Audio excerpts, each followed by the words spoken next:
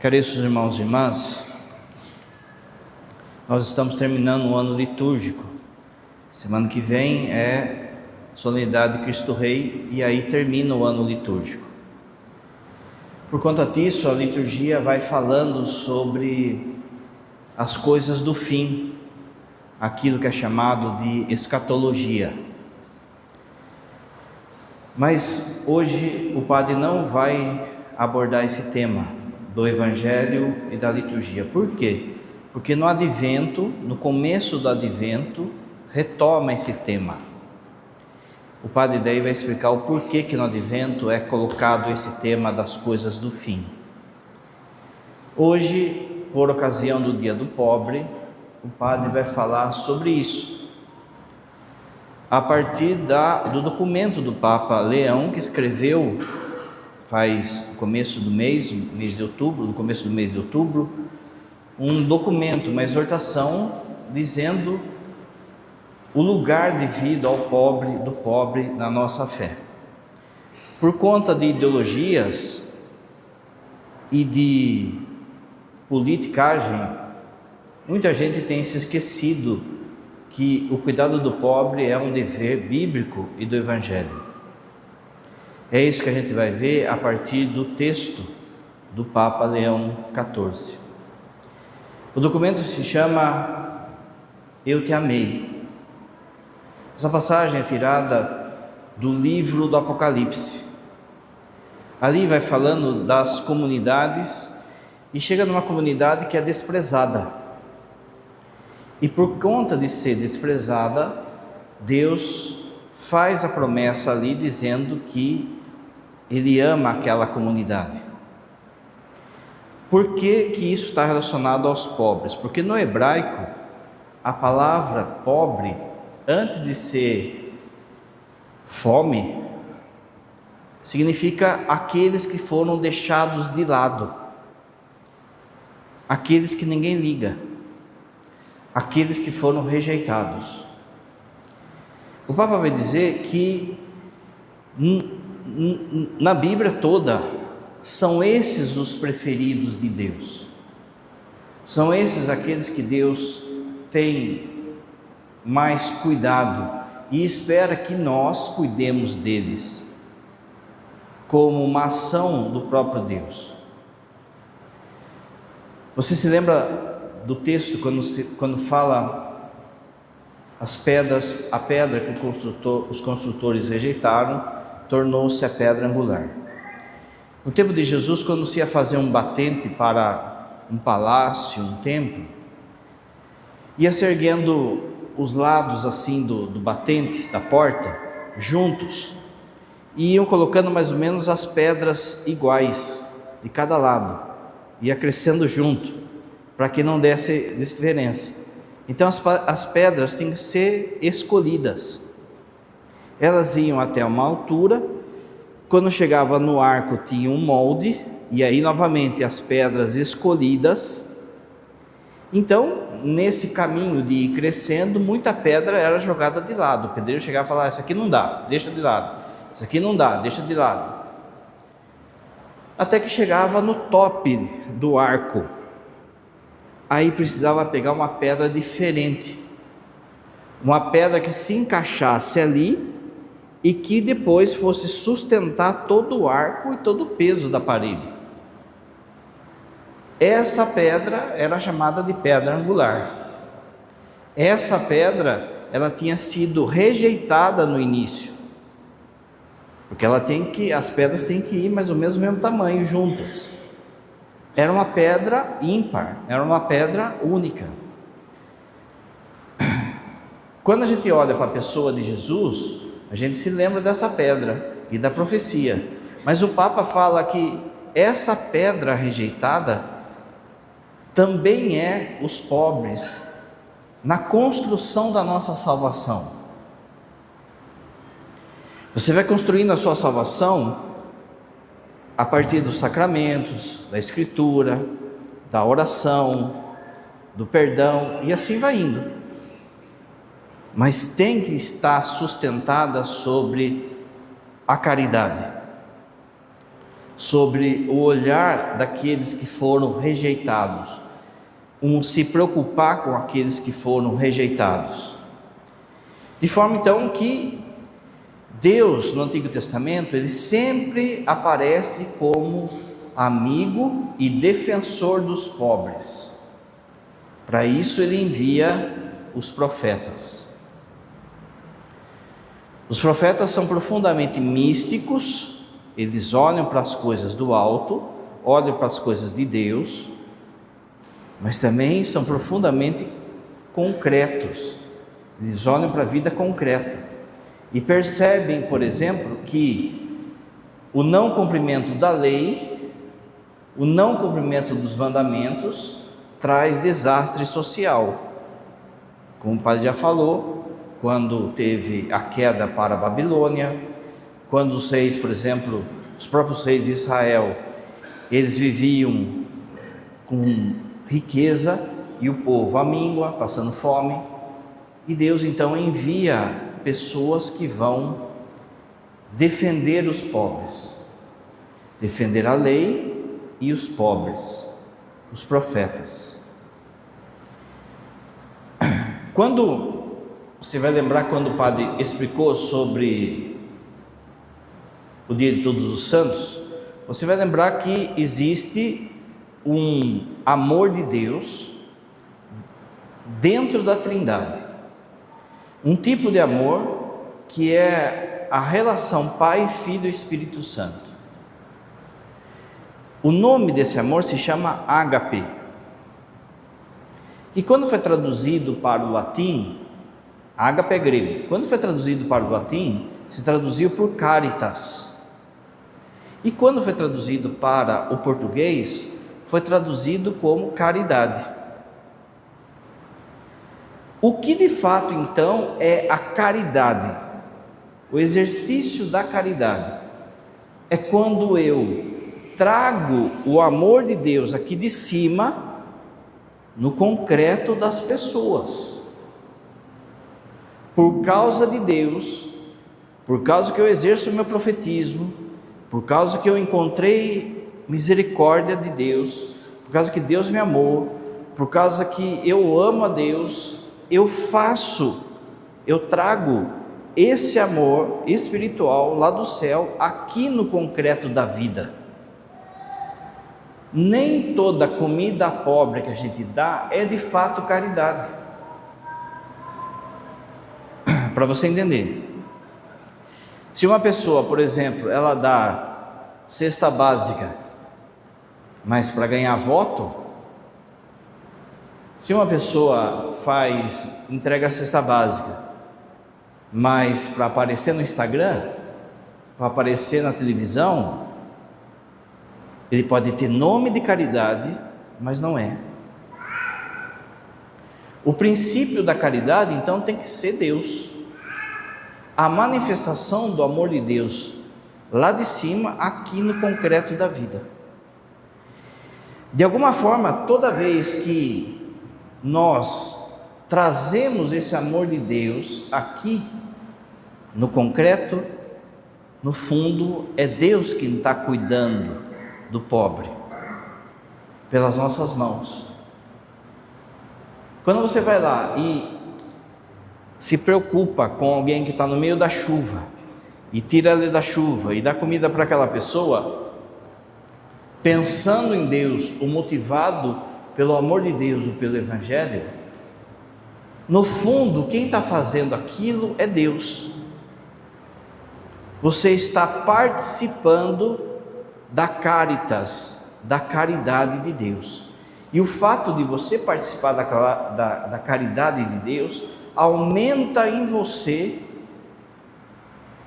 o amor a Deus, o ágape. Então é um ciclo. Você pega do amor de Deus, manifesta aqui, e ao mesmo tempo ele te sobe, para que cada vez mais você viva o amor de Deus. E assim vai, e assim vai. Esse é o ciclo da caridade, esse é o ciclo do amor de Deus, esse é o ciclo que todos nós temos que exercer nas várias formas que Deus espera que a gente faça a caridade. No dia do juízo, muita gente vai ver que muita coisa que ele achou que era caridade não foi. O padre lá que tem a casa com os moradores de rua, desde 98 o padre tem esse trabalho. Aqui a chácara desde 2005. Às vezes a gente vai buscar doações e as doações são para limpar o quintal. Se vê livre de certas coisas e ainda acha que fez caridade. Se não for motivado por Deus, se não for motivado como agente de Deus, eu sou um agente da graça de Deus, porque outros foram agentes da graça de Deus na minha vida, não é de fato caridade. Você viu que de alguma forma tem que ter um rebaixamento de Deus. Deus se rebaixa para cuidar das pessoas. Deus se rebaixa para cuidar de nós. Ele sabe que nós, pelas nossas forças, não conseguimos subir até Ele. Você lembra semana passada o padre explicando? Ele se rebaixa. Esse rebaixamento, na teologia, também tem um nome chique. Se chama kenosis. O rebaixamento de Deus. Deus se rebaixa para nos pegar. Lembra que o padre disse, acabou de falar que o amor de Deus, caritas, ágape, ele é manifestado a partir de nós. Deus cuida daquele pobre pelas nossas mãos. O fato da gente participar desse movimento de descida de Deus faz com que Deus também nos exalte. Isso aí está na carta aos Filipenses, capítulo 2, quando ele explica, São Paulo explica o grande rebaixamento de Deus. Se a caridade é a manifestação de Deus aqui na terra, qual seria o grande ápice dessa caridade? Qual é o grande momento em que Deus se rebaixou até nós? Em Jesus e na cruz. Você pega o capítulo 2 da carta aos Filipenses, então fala assim: ele que era de condição divina, o Filho, o Verbo, não se apegou a isso, mas se humilhou, se rebaixou. A palavra que está lá é kenosis, não tem tradução. Então às vezes está esvaziou, rebaixou, mas é assim, ele desceu e cuidou de nós. Ele desceu e nos restaurou e olhou para a nossa pobreza. O texto fala, lembra? Ele que era de condição divina não se apegou a isso, mas se rebaixou, se humilhou, se tornando escravo e sendo obediente até a morte, e morte de cruz. Olha o rebaixamento dele. Aí vem a segunda parte do texto. Por isso Deus o exaltou, para que ao nome de Jesus se dobre todo o joelho no céu e na terra e no inferno. Então repara só, a caridade, ela tem essa descida e depois uma subida, que é a participação na glória de Deus. Quando então eu faço verdadeira caridade, eu só ganho. Eu sou o grande beneficiado. Quando eu vou e me rebaixo, olho para aquele que está sofrendo e vou ao encontro dele, saio dos meus projetos, saio da minha vida, da minha segurança de dinheiro, segurança de bens, segurança intelectual, eu saio dessa segurança e vou ao encontro do outro, tem que ter um rebaixamento. Esse rebaixamento nunca em Deus é ausente, fica por isso mesmo.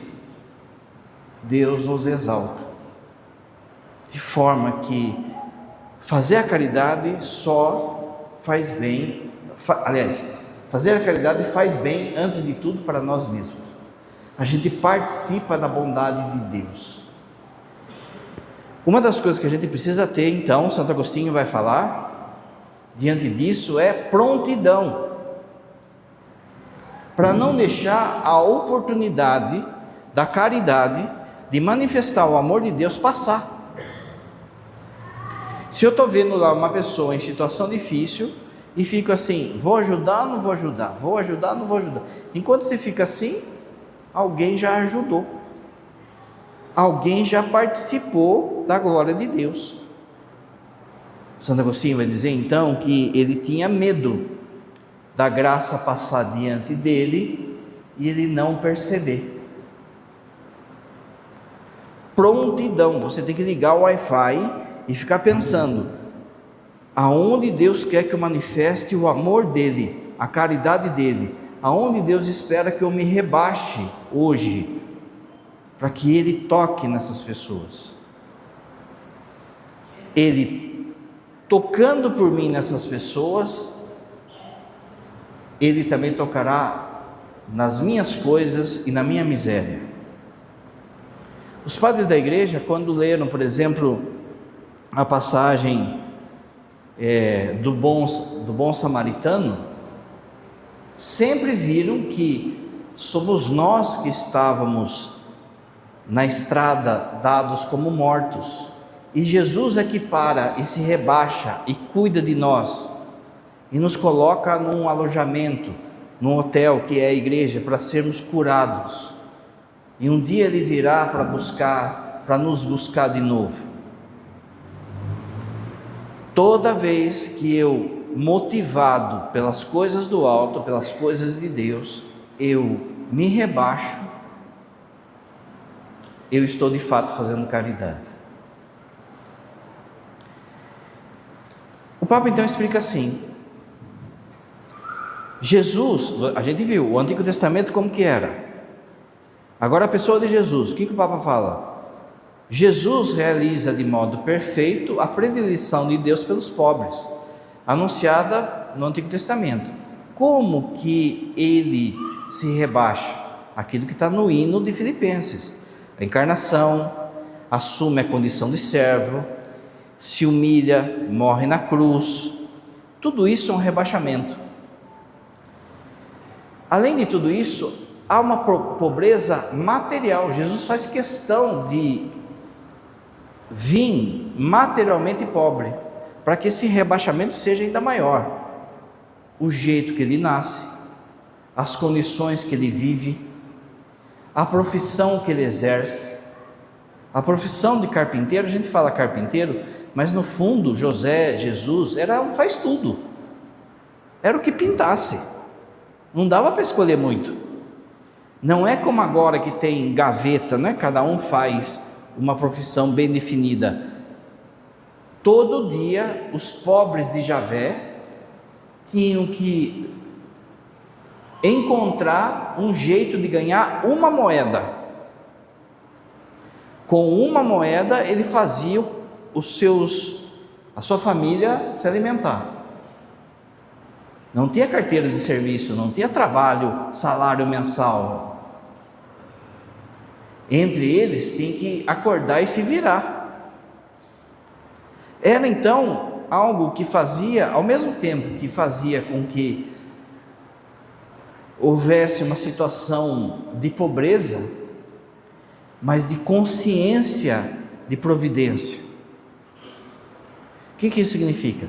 Nós hoje, por conta da segurança do trabalho que a gente tem, a gente se esquece que o nosso salário veio de Deus. A gente começa a achar que é mérito nosso. A gente começa a confundir providência com previdência.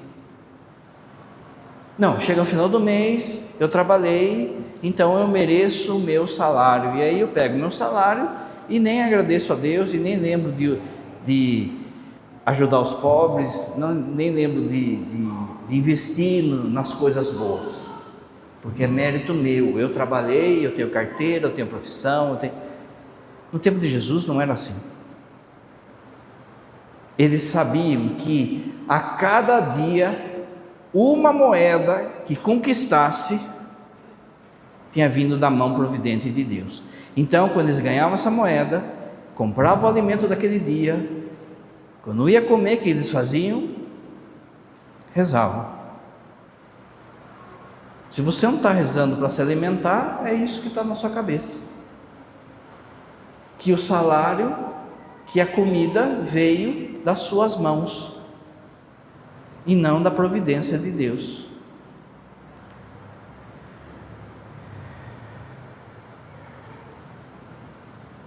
Além das palavras que Jesus sempre vai falar, lembra? Na sinagoga, anunciar o evangelho aos pobres, bem-aventurados os pobres.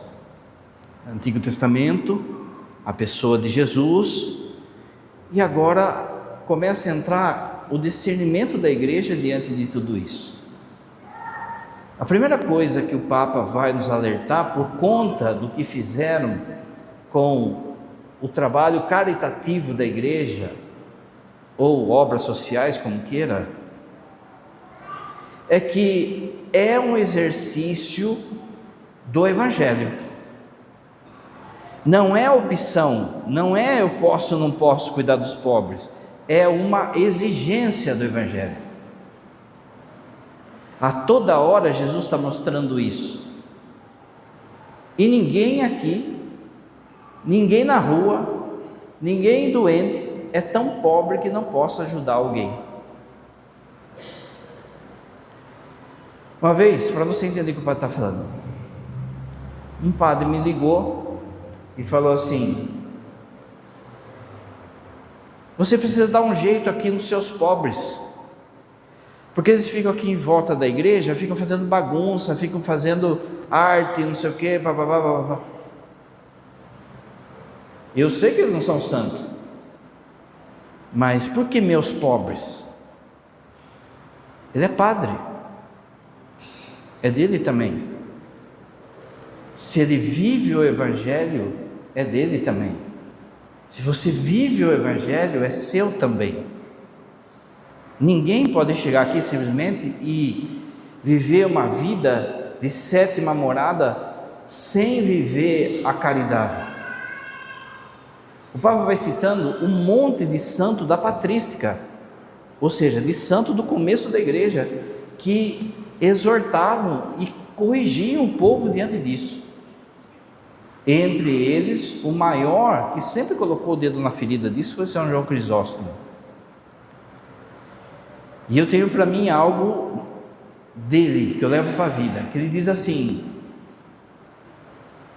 eu não acredito em uma espiritualidade somente de Eucaristia que não se preocupa com os pobres. Eu não acredito numa espiritualidade só dos pobres que não se preocupa com a Eucaristia. Os dois caminham juntos. Ele vai desenvolver e o Papa vai usar isso.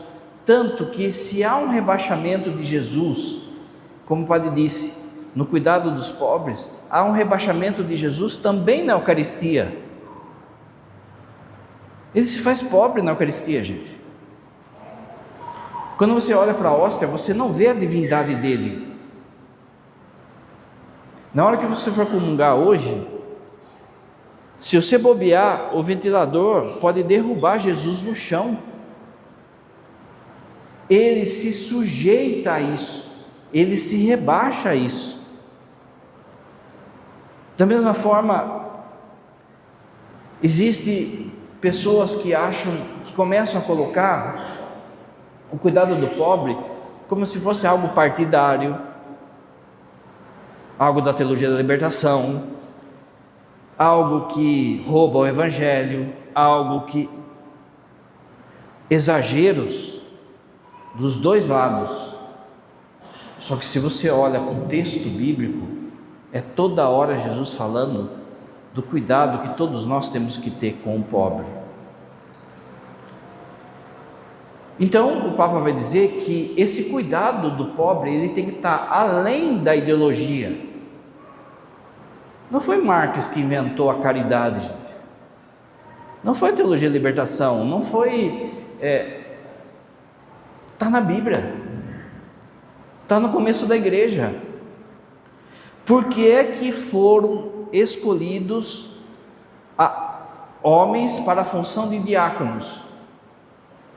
Para liberar os apóstolos só para a pregação.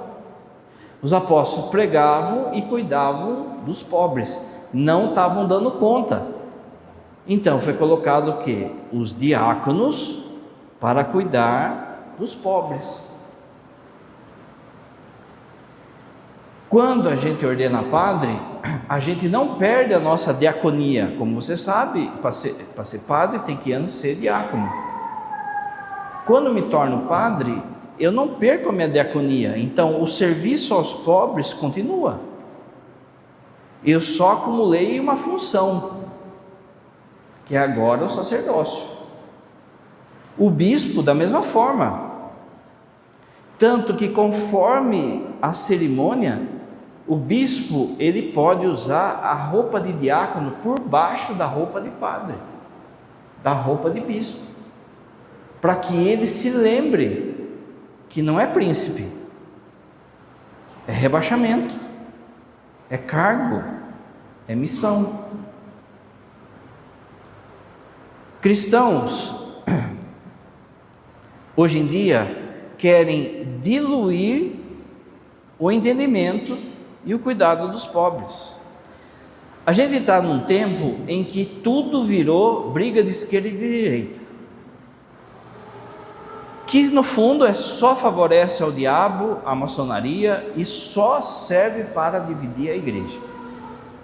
Aí fica assim, quando um padre, por exemplo, ele cuida da liturgia, ele preza pela liturgia, ele fala de coisas espirituais, ou sobre a família, contra o aborto, esse padre ele é de direita, esse padre é bolsonarista. Aí o outro padre, quando ele fala sobre os pobres, do cuidado dos pobres, quando ele se exorta o povo a cuidar dos pobres, daí já começa também, esse padre é de esquerda, esse padre é teologia de libertação, esse padre é do Lula. O Papa está falando que a gente precisa superar esses rótulos, porque ambas as coisas são evangelhos de nosso Senhor. O padre acabou de falar da mesma forma, São João Crisóstomo, da mesma forma que a gente precisa cuidar da liturgia, da missa. Você lembra o padre falando semana passada, o zelo por tua casa? Da mesma forma é preciso também cuidar dos pobres. Uma igreja que não cuida dos pobres, ela está inócua. Jesus, quando é consagrado na missa, o padre diz assim: isto é o meu corpo. Muito bem, você sabe que a Eucaristia é o corpo de Jesus. Mas daqui a pouco, a gente vai ver na liturgia, Jesus falando assim: eu estive nu, estive com fome, estive preso, eu estive, e isto é o meu corpo. Isto na calçada também é meu corpo.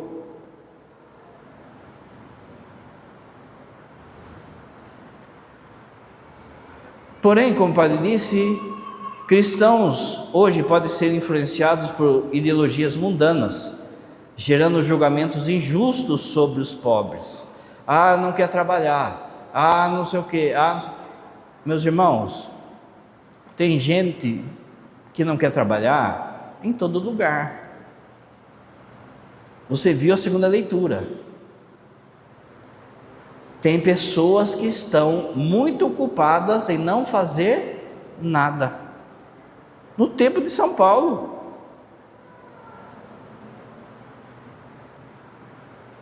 isso gera um reducionismo do cristianismo à luta de classes. Aí sim é a politicagem dentro do evangelho. Mas do outro lado, um reducionismo do cristianismo somente como luta contra o comunismo. Infelizmente, tem padre que só vive de pregar ou a favor do comunismo ou contra o comunismo. Um outro engodo que o Papa coloca, que está doce na boca da turma hoje em dia, é a questão da meritocracia. O Papa vai dizer assim, muito bem, que cada um, e é de direito natural, está no catecismo, que cada um construa a sua vida, construa as suas coisas. Você é de direito natural, gente, você ter bens, você ter sua casa, você ter posses. Ninguém pode chegar invadindo, tomando as suas coisas. É de direito natural, ou seja, estabelecida na ordem das coisas. Só que essas coisas não dão garantia para você para o céu. O confiar nessas coisas não vai te levar para o céu. Por outro lado, também, as pessoas ficam na justificativa de que, mas eu trabalhei, eu mereço, quem quiser que ganhe, quem quiser que se enriqueça, quem quiser que trabalhe. Eu acordava 3 da manhã, eu acordava 4 da manhã, eu não sei. Quando a pessoa fala isso, a gente volta de novo naquela questão dos pobres de Javé. A pessoa começa a achar que é ela que conquistou aquilo, e não Deus que deu oportunidades para que ela crescesse. Ela acha que ela tem mérito. Faz 15 dias aí que o padre falando a questão dos nossos méritos diante de Deus, como é que a gente se encaixa? É secundário. Se a gente vive nessa meritocracia, a gente precisa prestar atenção que tem pessoas que não vão conseguir acompanhar. Não vai conseguir acompanhar, gente. E o que a gente faz com essa turma então? Descarta? São os preguiçosos? Larga para... Nós como cristãos, a gente tem que pensar assim, nenhum soldado pode ficar para trás. Nenhum soldado pode ficar para trás. Então vamos buscar os retardatários, vamos buscar aqueles que não conseguem andar, não conseguem correr. Mas não, eu conquistei, ele que se vire. Não é evangelho de Nosso Senhor isso. Se você vê, quem tem minha idade, pouco mais, pouco menos, você já vê que você já vai ficando para trás de algumas coisas. Por exemplo, no uso da tecnologia. Eu já vejo que eu estou virando vozinho já, sabe? Tem coisa no celular ali, no tablet, que eu tenho que pedir para gente mais nova, que eu não sei fazer. Vai descartando, vai ficando um povo. E o que a gente faz com esse povo? Solta na rua, mata, descarta. É isso que é o evangelho? Não, o evangelho é buscar todo soldadinho. Por outro lado, da teologia da libertação vem dizendo de um paraíso aqui na terra. Olha, vamos lutar por justiça social, vamos lutar, lógico que tem que se lutar pela justiça, pela paz, mas meus irmãos, por mais que a gente se esforce, vai chegar uma hora que chega um negocinho, que barra um negocinho que chama pecado. O Japão e a Suécia, no Japão e na Suécia não tem desigualdade social, mas são os países que mais têm suicídio, porque há um tipo de fome lá, que não é material. Então achar também que só a justiça, o dinheiro vai trazer o paraíso na terra, também não vai. Mas a gente tem que fazer de tudo para aliviar. Você lembra Jesus falando que pobres sempre a gente vai ter. Não é simplesmente descartar, mas ao mesmo tempo também não é achar que vai chegar uma hora que vai virar o paraíso aqui. Disso tudo, o que nasce? Vai nascendo salvadores humanos, tanto de um lado quanto de outro. Na cabeça de muita gente, o Salvador do Brasil não é mais Jesus Cristo. é o político de estimação. E por isso que vira essa guerra. Se fulano entrar, ou se fulano ficar, ou se entrar fulano, ou se entrar ciclano. Faz 500 anos com esse discurso. Enquanto esse país não se converter, não vai mudar. A corrupção está em todos os ambientes do nosso país. Esse país, mas não é nunca o país mais cristão do mundo, mas nunca. A gente tem uma carcaça de cristianismo só, um cristianismo de ibope. De forma que nos dias de hoje a pobreza, como o padre falou, por exemplo, do povo do Japão, da Suécia, a pobreza ela aparece de várias formas, tem vários rostos: falta de recurso, marginalização social, pobreza moral, pobreza espiritual, aquele que não tem voz, aquele que o evangelho não chegou, ausência de direitos, exclusão cultural, falta de liberdade, por aí vai. As sociedades de hoje, elas alimentam cada vez mais isso. De um lado, existem as pessoas que não se importam com a pobreza, como o padre falou, eu quero ganhar o meu. Do outro lado, tem gente que se enriquece com a pobreza, se enriquece com sistemas políticos, sociais, de deixar o povo pobre para deixar dependente deles.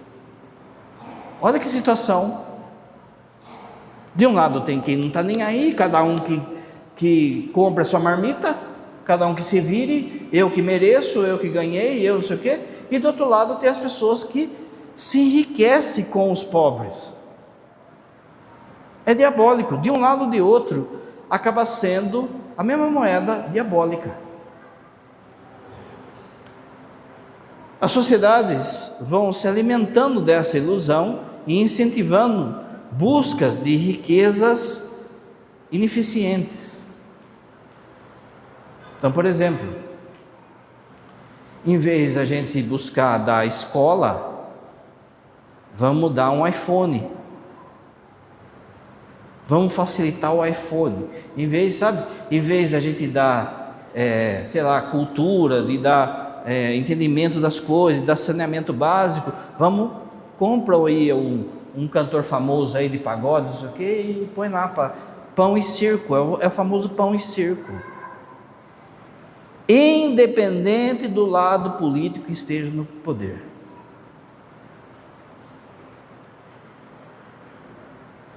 A gente percebe então que há uma pobreza instalada no nosso meio, aqui, agora, sofrimento físico, social, psíquico.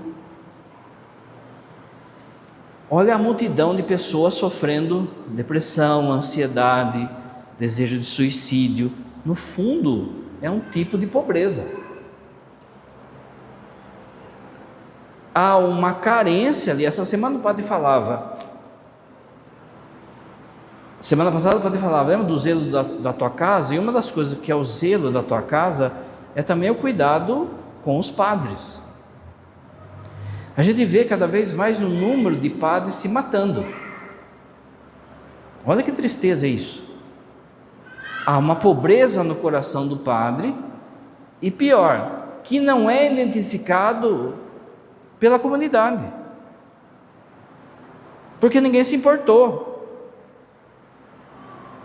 Ninguém se importou, todo mundo se preocupou com a sua dor e não viu talvez que o padre estava lá a ponto de fazer.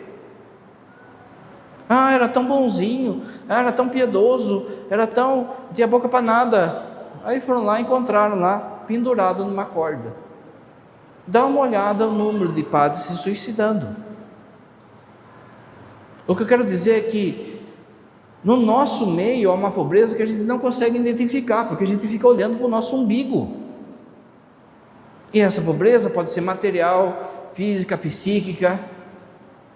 Às vezes a gente pensa assim, por exemplo, nós enquanto comunidade, a gente pensa assim, quem está aqui na missa, está tudo bem, né? Ele está vindo na missa. Mas às vezes, por muitas vezes, todo mundo já passou em situações difíceis.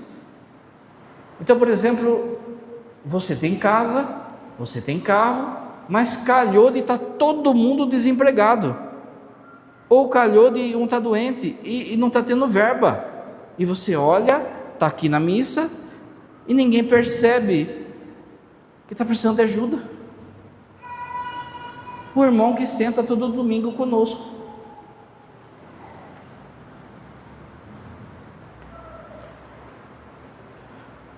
O Papa então vai reafirmar essa frase, gente.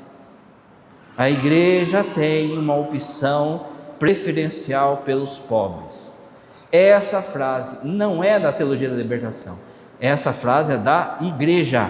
É palavra oficial da igreja. Porque pelos pobres a gente manifesta a caridade que vem de Deus. Pelos pobres que Deus os cura. Desde seu início, a igreja reconheceu nos pobres a imagem de Cristo, pobre e sofredor. A igreja fala de uma opção preferencial pelos pobres. Essa opção não exclui ninguém. Primeiro que assim, a pobreza pode se manifestar de várias formas, como o padre disse. E segundo que a riqueza, diante da doutrina social da igreja, ela deve ser olhada como um dom. Quando a gente tem um dom, o que a gente tem que fazer? Colocar a serviço das pessoas. Então, por exemplo, a pessoa tem o dom de cantar, ela vai vir aqui na missa e vai cantar. O outro tem o dom de pregar, o outro tem o dom. O catecismo diz que algumas pessoas têm um dom, é um presente que Deus deu, que é ter dinheiro. Muito bem, esse dinheiro é para reter? Não, é para fazer o bem, é para usar pelas pessoas. Como é que o uso desse bem? Ajudando, mas também promovendo o trabalho. A doutrina social fala de um princípio de subsidiariedade, que é, existem momentos que você tem que dar a marmita, mas não pode ficar dando a marmita sempre. Você vai ter que ir ensinando a pessoa a crescer. Como é que você vai ensinar se não tem opção de trabalho, se não tem... Do jeito que andam as coisas, vocês vão ver que daqui a pouco, olha, eu vou falar 10, 20 anos, vai ter um colapso de mão de obra, hein? No Brasil. De serviço, de botar a mão na massa. Você que é jovem, vou dar dica para você, faça Senai, viu? Daqui a pouco não vai ter gente que faz o seu serviço. A misericórdia de Deus, ela olha por todos os aspectos da nossa pobreza. A igreja, sendo fiel ao Evangelho, ela deve sempre estar atenta às pobrezas que se manifestam do nosso lado. De novo, é lógico que tem coisa que é mais gritante: saúde, educação, fome. Isso aí não dá para esperar. Mas presta atenção nas pobrezas que se manifestam, que Deus espera que você exerça caridade. Por fim, o Papa vai falar assim, cuidar do pobre. O padre acabou de falar, passa pela esmola, mas não pode parar na esmola. Primeira coisa, estar com. Precisa ter uma presença de rebaixamento que permanece na dor do outro. Meus irmãos, desde 98 o padre tem o trabalho com os moradores de rua. De 98 até 2005 era entregar comida na rua. Por muitas vezes eu pensava assim: tá bom, eu vou entregar a comida, vou entregar a marmita, ele vai comer hoje, mas eu vou embora para casa, né? Estar com uma escuta ativa, ouvir profundamente a dor do outro. Não adianta, por exemplo, você querer fazer a caridade que você acha que é bonito, ou que você acha que é importante. Você precisa ouvir a dor do outro, e muitas vezes se ouvir a dor do outro vai fazer com que você haja na caridade com coisas que você não imaginou, não pensou. Vou lá, levo a marmita para o pobre na rua, mas o pobre está com, sei lá, apendicite. Come a marmita aí, se vira.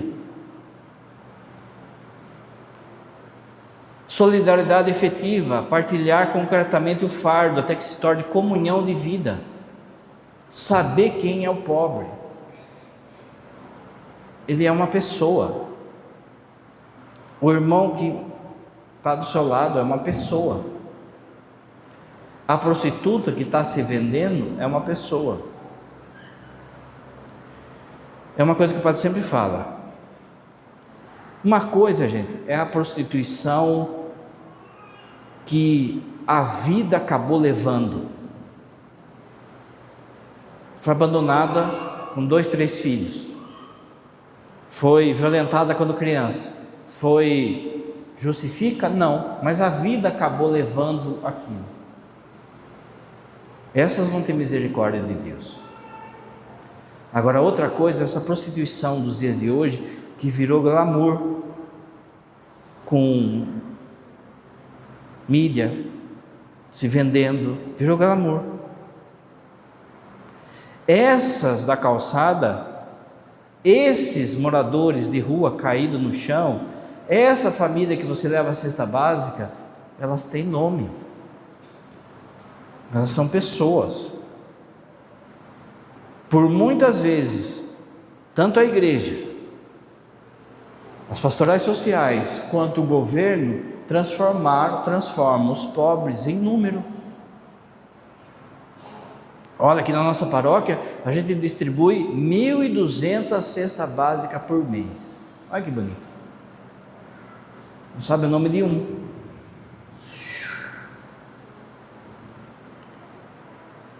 Fidelidade permanente, acompanhar longamente, não desistir. Não é fácil cuidar dos pobres. São Vicente fala assim: mais difícil que carregar o alimento para o pobre é carregar por muitas vezes o pobre. Tem alguns que não se ajudam.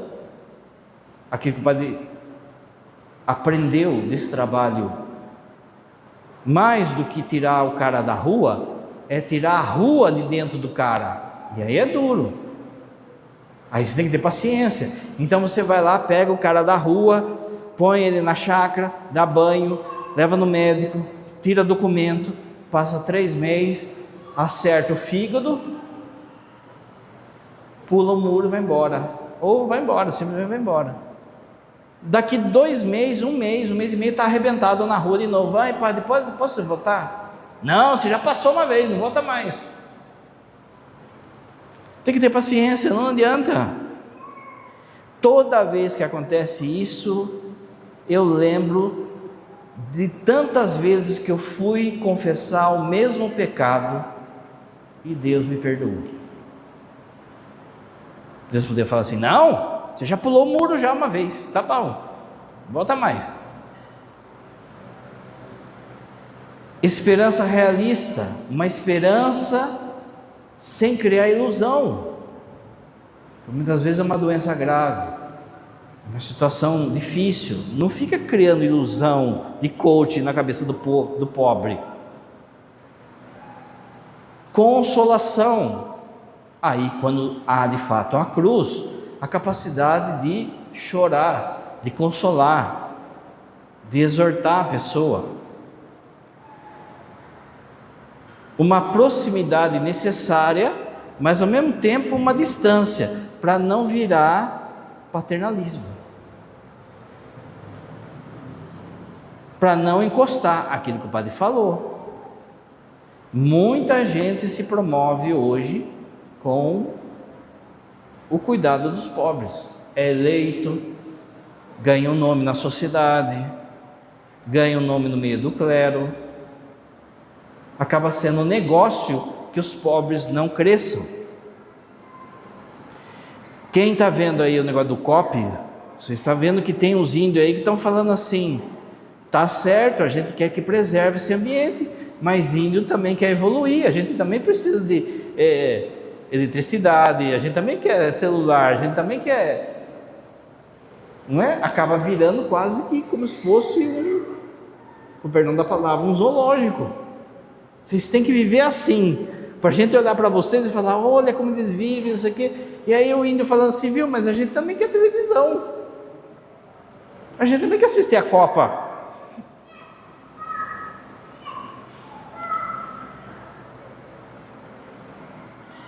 Uma dependência temporária. Uma boa caridade tem tempo para acabar. É sinal que você promoveu a pessoa.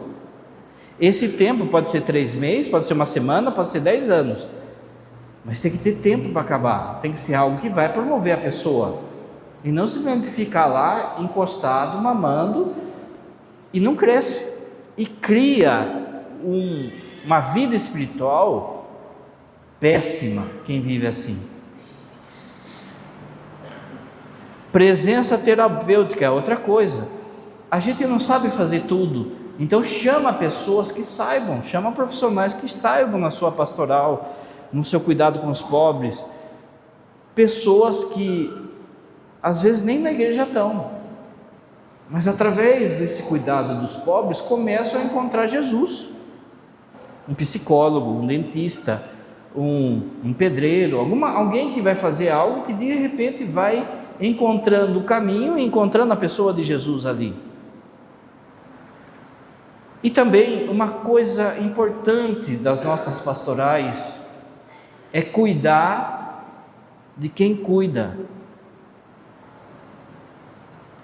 As nossas pastorais sociais, por muitas vezes também usam do trabalho dos agentes como se fosse funcionário. Aquele agente, ele abriu mão da sua família, do seu tempo, da sua saúde para estar ali. Aí de repente ele chega para trabalhar na igreja, para ajudar lá os pobres, a pastoral da criança, sei lá. E ele é humilhado ali. Trata a pessoa só no coice. Trata a pessoa só no... Cuidar de quem cuida.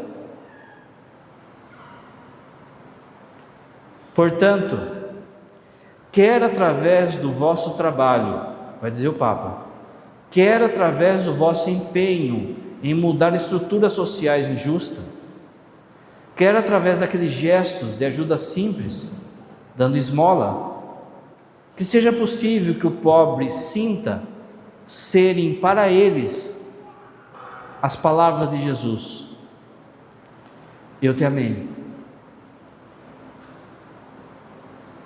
E você? O que você tem feito de concreto pelos pobres? Venho todo domingo na missa, olha que bonito, é isso mesmo. Mas e o outro lado do batente? E outro lado das mãos de Jesus? Procure algo para fazer na igreja por quem sofre. Creio em Deus Pai Todo-Poderoso,